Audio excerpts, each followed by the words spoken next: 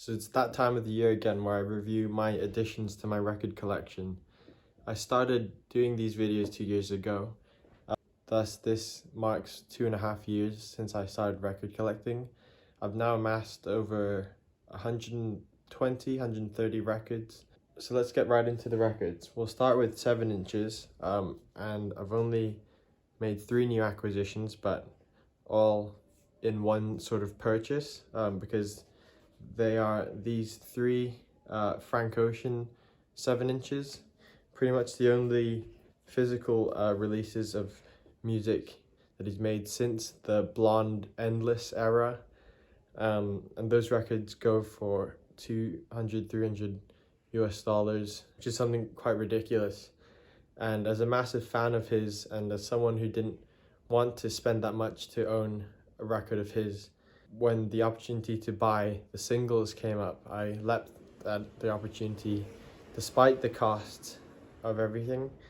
Nonetheless, I think my purchases have certainly recouped their value and then some, because singles now sell for almost over 3 times the original price.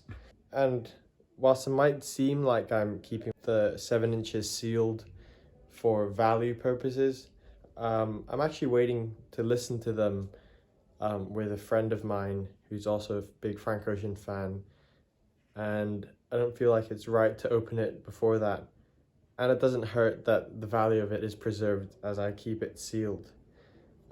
So this is the 7 inch of Dear April, and then we have also Cayendo and the hit of the 3, In My Room.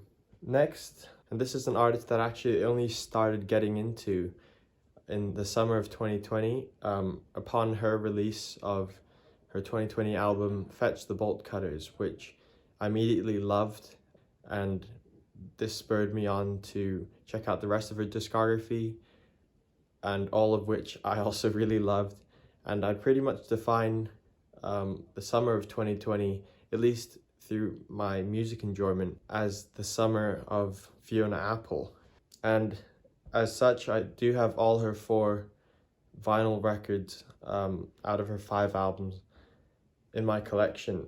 And the first of which is Tidal, her debut from '96, I believe. It's a beautiful 45 RPM record press. It sounds fantastic. I got this on, I think it's 3rd repress or 3rd reissue on Vinyl Me Please, and it's since been reissued a couple times, and it sounds as fantastic as its specs suggest it does, and yeah, it's a record I really love. Following that, I have When the Pawn, Fiona Apple's follow-up. It's on a single LP, but this might be the record that I find the most consistent, in that I pretty much love every single song, and I think it's my 2nd favorite Fiona Apple record. So Fiona Apple then released a 2005 album, Extraordinary Machine, which also happened to be my least favorite album of hers, but she did not release a vinyl record of it, at least to my knowledge. There might have been a first press, but it's not been reissued by Vinyl Me Please, whereas the rest of her albums have had Vinyl Me Please releases. But with that, her 2011 4th album, I have here, The Idler Wheel. This is probably my favorite Fiona Apple album, actually. It's a record that I didn't actually enjoy much on first listen. It took me a while to digest it. But as I find is the case with many albums that I love now, I actually didn't quite enjoy it upon initial listen. I probably theorized that as being how the music was sort of challenging my understood notions and preconceptions of what music was and what I enjoyed. And it challenged it to the point that I had to overcome that challenge. But once I did, the enjoyment was so much greater. Particular highlights include the opener, Every Single Night. Left Alone, Jonathan's a great song. And the final 2 tracks, Anything We Want and Hot Knife. I think Anything We Want quite a poppy and accessible track from the album, but I do love it. And yeah, this is a fantastic record.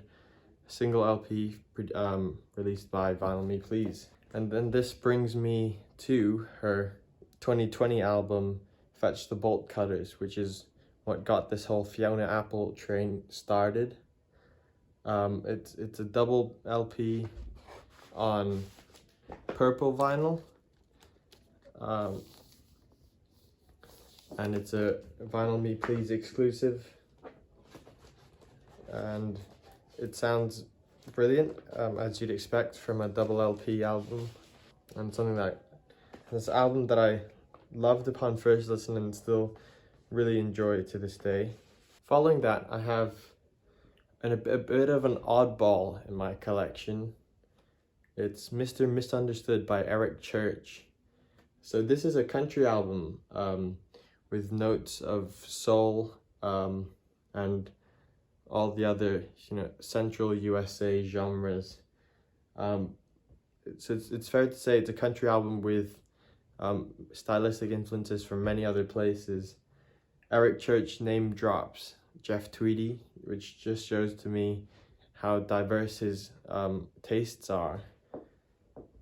But so this was an album that was given to me by my brother for Christmas 2020, and it's the first country record I ever owned and the first one I ever listened to. But actually, upon sort of a moderate enjoyment of it from first listen, now I can say this is actually a record I really love. I've downloaded the digital copy and have listened to that quite a few times, and this is on a lovely red vinyl, which is always very nice. Following that, I have A Love Supreme by John Coltrane, the only record that I've ever purchased in my city of birth, Hong Kong. I visited there in summer 2020. Went for a small record tour. There are over, I think, 40 stores in Hong Kong, so there's quite a scene. Each one's quite small, though, as you can expect, and especially in the summer it's so hot that it's just difficult to travel around. So I ended up visiting about 5, but and most of them were actually closed. But this store was open, and they sold A Love Supreme for quite a good price. And I mean, it's a classic jazz record, and I'm simply not gonna not enjoy it. So it's pressed on this beautiful clear lime green vinyl, and it's a fantastic record that I continue to enjoy to listen to. The next record I have is a Brian Eno album, Ambient 1, perhaps known as the start of the ambient movement, and still one of the most important albums in the genre. It's probably my second favorite ambient album after Ambient 2 with Harold Budd. But I picked this up in a Beijing record store, a store which specializes in jazz but has an array of other genres as well. Sold it for a great price, but it sounds great as well. There's not much distortion or crackling on the record, and it's a Japanese pressing, although with no obi strip, but I'm glad I have it in my collection, and I consider it to be an essential for anyone who enjoys ambient music. I also have Ambient 4 from Brian Eno, so I have 3 of the 4 ambient albums, or in that ambient series. Obviously he's made many more, like Discrete Music and Apollo. Ambient 4 is a really great album. I don't have Ambient 3, which is with the artist Laraji. I'm not too big of a fan of that kind of instrumentation and the microtonal tones in the album. But this is much more up my alley. It's quite dark, actually, I think. Kind of sounds quite sinister. I think it was recorded in a period of time where he was in New York doing the ambient series, and was going through a bit more of a dark phase, if I'm not mistaken, and it comes through in this record, which I really like about it. Next I have Intermodulation by Bill Evans and Jim Hall. I think this is, well, Jim Hall features on a few more of his records and Bill Evans' records, but this is credited as a collaboration. The other one is Undercurrents, which is an album I like more than this one, but I'm not tempted to buy a reissue. I'm looking for an older copy, but I've not found one for the right price. But I do have Intermodulation. These two albums were what got me into both Bill Evans and Jim Hall. You'll see later on that I have another Jim Hall featured album. I just love his electric guitar playing in the albums. It adds very sensual and playful element to the record. And the chemistry is just brilliant. There's a lot of rhythm and excitement to the playing, but it's still subtle. And yeah, I really enjoy Intermodulation, just as I do Undercurrents. Staying in the lane of jazz, I have Miles Davis's In a Silent Way. This is the second studio album of his that I own, and it is also my second favorite album of his. It's an album of his that I got onto later on. You know, early Davis stuff that I was exposed to included obviously Kind of Blue, and then Bitches Brew, as well as Milestones and Sketches of Spain. Those are, I think, some of the more well-known ones. But in a Silent Way really just captures me. Just consists of 2 tracks, each featured on one side of the record, and it's such a dark album, full of suspense. But then when it climaxes hard, and I just love it. I mean, just given how much I've listened to Kind of Blue, I almost like listening to this more nowadays. This version is a CBS promo copy, which was promoted in Sweden, I believe. And yeah, it sounds great. Little distortion. And yeah, a great record in my collection.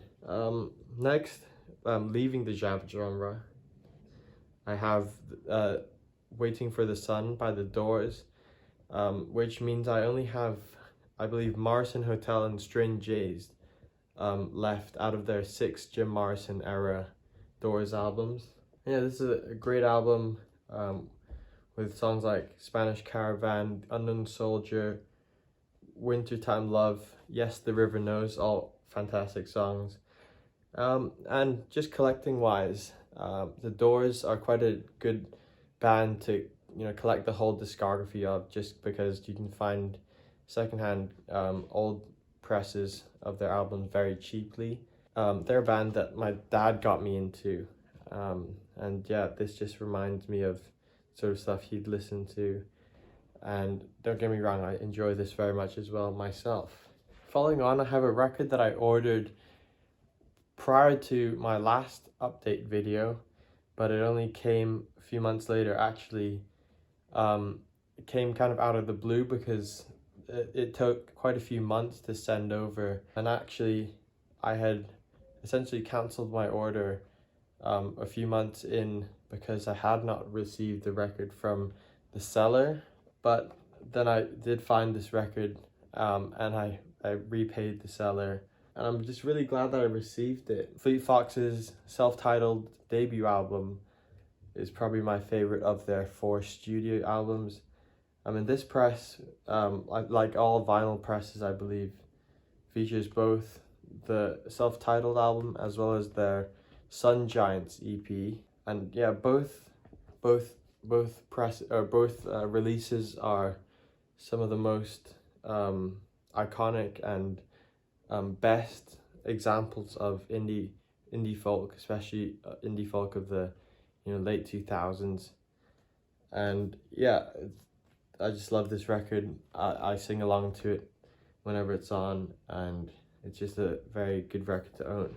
Sticking with Fleet Foxes, I have their latest album, Shore, which I have the Vinyl Me Please version of. Yeah, great album. It's a beautiful press. It's on, I'd say almost like an oceanic splatter pressing. And it sounds just as great. And I think this might be one of the most comforting records I own, in the sense that The songs on this album are just so reassuring, so full of love, and yeah, it's just another great release from a band that I love. Following on from that, I have, I think, one of only 2 or 3 bootleg albums in my collection. This is Gilberto Gil's 68 self-titled album, featuring Os Mutantes as the backing band, and it contains pretty much every track, including, you know, the cafe bonus track, but there are a couple, I think, before that, which have also been released as bonus tracks in other presses. But this comes in at a succinct 40 or so minutes, plays on 45 RPM, and actually sounds fantastic, despite the fact that it is not an official release. I did, though, buy it from Rough Trade Records, which made me think that this would be an official release, given that I didn't think they would sell bootlegs. But this is a Russian bootleg that is actually a really good copy. Going back to the jazz genre, I have Headhunters by Herbie Hancock, probably the iconic Herbie Hancock album, famous jazz standard Chameleon, as well as a sort of funky reworking of one of his more famous songs as well, Watermelon Man. And it's just such a funky, groovy, and pleasant listen. It's unfortunate, though, that this press is very heavily distorted with crackles and pops, and it sticks and skips in a couple places as well. And it's not like I got this for dirt cheap either. I paid about standard price, but it is a vintage copy of the album, and it's an album that I really love. I might someday in the future look to get a cleaner and perhaps newer press of this album.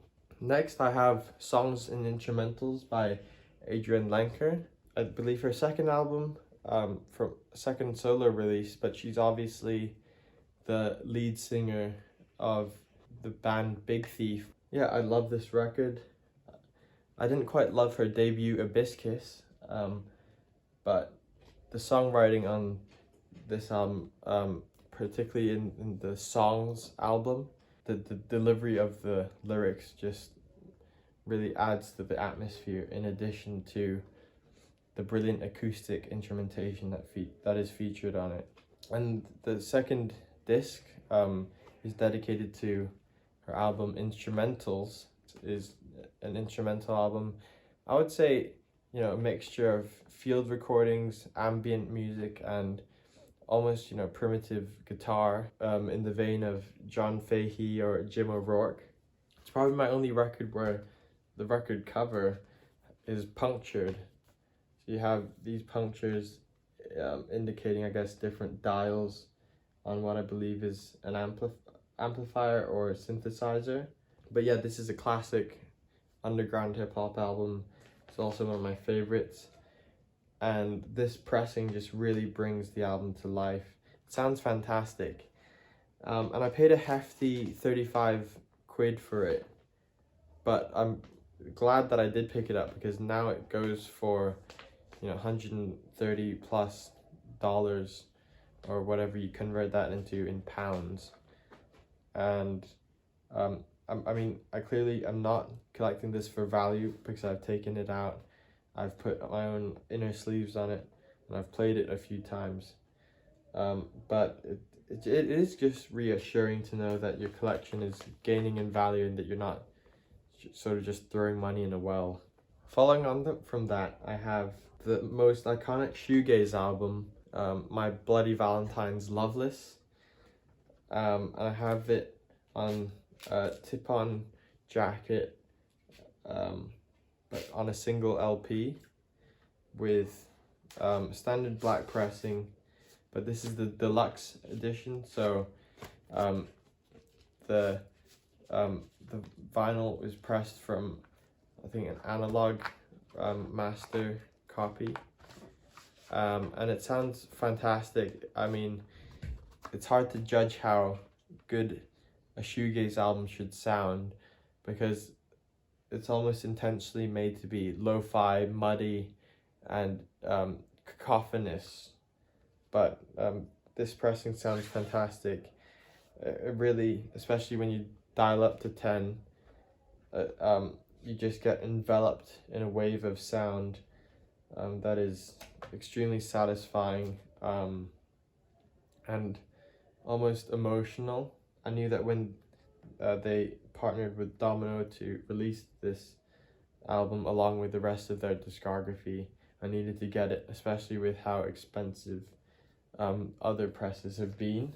I referenced Jim O'Rourke earlier, an artist spanning many genres, but this one where he touches on American primitive guitar in the style of John Fahey. It's a collection of 4 tracks that I got into perhaps the start of 2021, and I just love how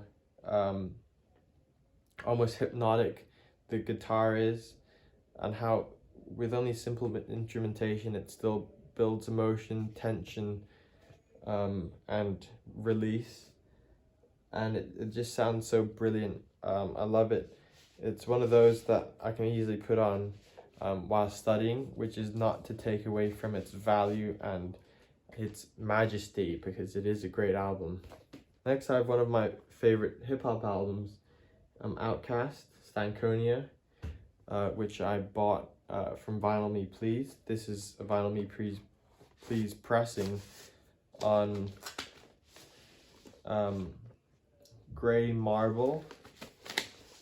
It's a double LP, but on 33.5 rotations per minute speed.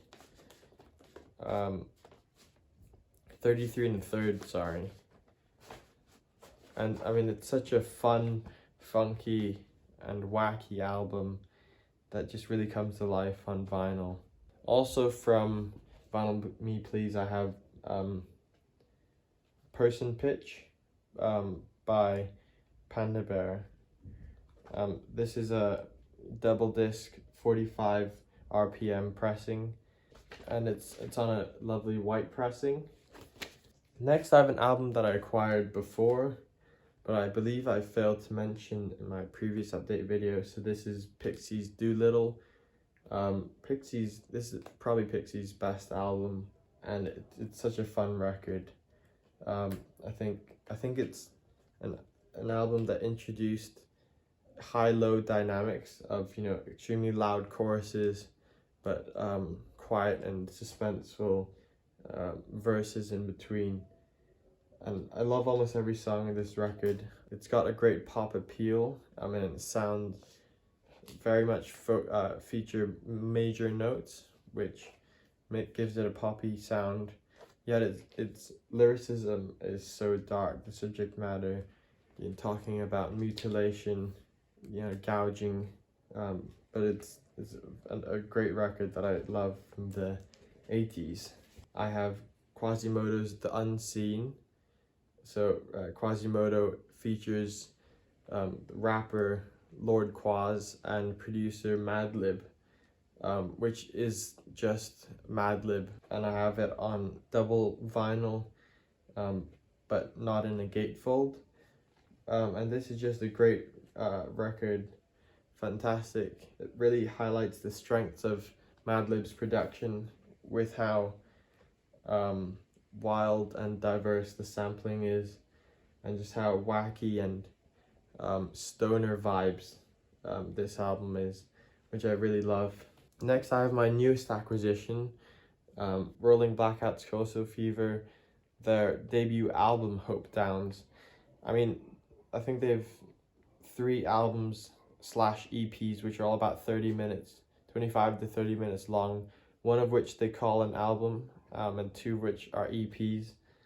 I mean, it doesn't really matter. If it's a good record, it's a good record. And I love every song on this album.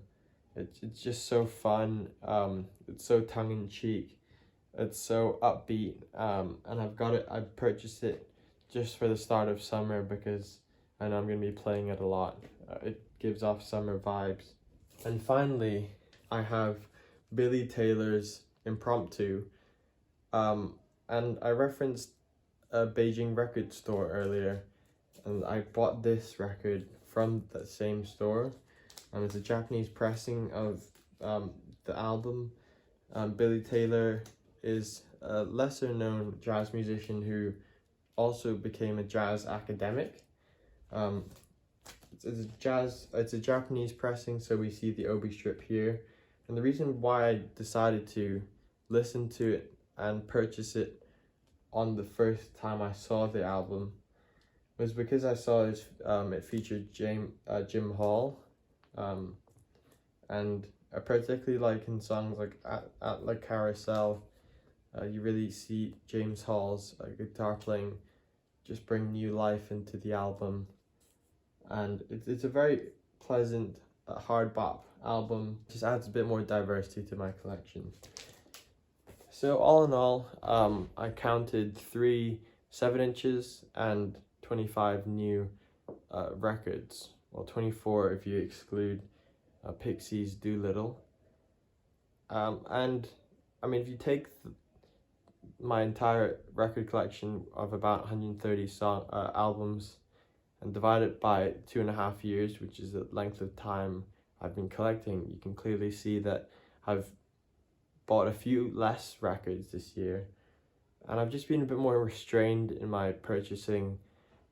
Also, I'm listening to less music and seeing less record stores during the pandemic. And plus, I've acquired almost all of my favorite albums, my must-haves. So at this point, I'm just very content to continue to collect where I see fit, to explore and diversify my collection even more. And I think that is a good conclusion for this update video. So I'll see you next year then.